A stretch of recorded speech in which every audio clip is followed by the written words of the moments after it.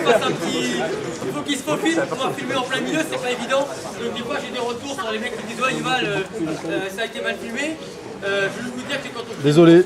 la plupart des mecs qui ont une caméra, c'est plus de se frayer un chemin et de se mettre au devant de la scène que prendre leur caméra et de poster le soir même. Donc franchement, double merci à toi, franchement. Là, il est bon. Le chapeau, c'est quoi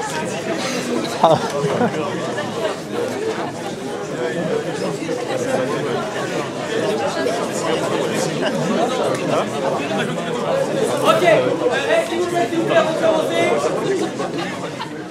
avant de commencer, s'il vous plaît, avant de commencer, je voudrais juste mettre le doigt dans un truc un peu gênant.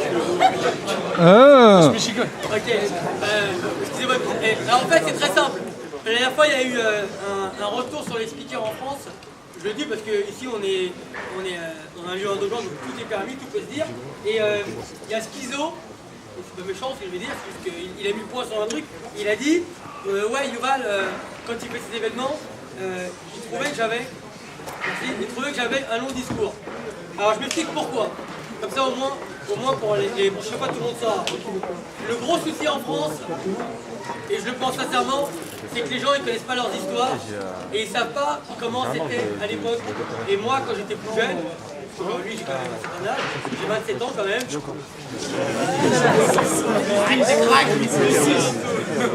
Là, bon bref, vous m'avez compris. Et ben, à mon époque, voilà comment ça se passait, pour que tout le monde sache. Aujourd'hui, vous avez la chance d'avoir des personnes qui font des événements hip-hop pour vous, de moi, et certainement d'autres qui en font dans le sud, allez savoir. Pour que vous compreniez bien comment c'était à l'époque, là on va remonter 20 ans en arrière, on est en 87, je suis un petit jeune, je veux aller dans les événements hip-hop, mais autour de moi, je suis un passionné, comme vous tous, sauf qu'autour de moi, il y a que des fils de pute. C'est soit je me fais frapper, soit je me fais dépouiller, ou peut-être violer, va savoir. Et ça, t'aurais kiffé, salaud, toi. Mais bref. Mais ce que je veux dire, c'est qu'à l'époque, c'était chaudard, voilà. On avait les quelques personnes qui parlaient à cette époque-là, et là je parle parce que j'étais là, même si j'étais un petit jeune, j'étais un danseur, vous ne pouvez même pas imaginer à cette époque-là. Mais non, ben voilà, pour vous. Mais bon, avant, bref, je suis comme ça. Et il y a les personnes qui parlaient, qui un petit peu nous mettaient sur les pistes, c'était pas pour parler de la culture hip-hop en général.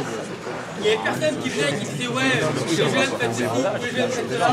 Les seules choses qu'ils disaient, voilà, je vous le dis, il y a 20 ans, c'était comme ça, c'était des grosses têtes, genre Black Panther, tout ça, qui venaient, et quand ils prenaient le micro, ils disaient qu'une seule chose, ils disaient, il y avait plus de monde que ça, j'étais blindé, on n'avait pas d'y aller, mais moi j'avais peur, j'y allais quand même, il fallait que je défonce des mecs, donc j'y allais quand même, et les mecs ils disaient juste deux paroles, ils disaient voilà, aujourd'hui je fais pour que cet événement, c'est gratuit, c'était au terrain vague de la Chapelle, on est en 87. Déjà pour y aller c'est chaud, quand vous rentrez, tout le monde vous regarde, on a l'impression que vous n'êtes même pas parti avec le s'il vous plaît, ça va, ce serait même mignon. Et quand on est arrivé sur place, la seule chose que les mecs ils disaient, il n'y en a pas 100 000, ils en disaient qu'une seule, ils disaient voilà, moi je m'appelle Untel, s'il vous plaît. Il disait voilà, moi je m'appelle Untel, nous on savait personnellement qui il était, et la seule phrase qu'il nous disait à nous les jeunes, moi j'étais un petit jeune, on disait voilà finalement, et ben, peut-être que ça nous guide, c'était la première personne qui ose voler, parce qu'à l'époque tout le monde avait des Kangol, qui ose dépouiller qui que ce soit, ben, je lui baisse sa mère. Voilà la seule chose qu'on avait le droit quand on était jeune.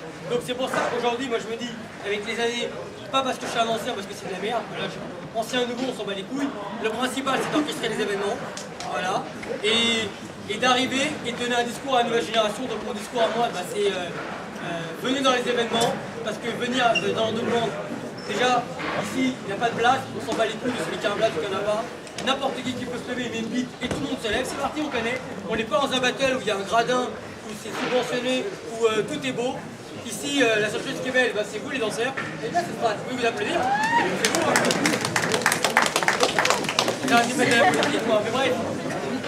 Tout ça pour vous dire que tous les dimanches, arrivé à un certain âge, on pourrait tous faire autre chose. Mais on est là aujourd'hui parce qu'on a tous le même kiff.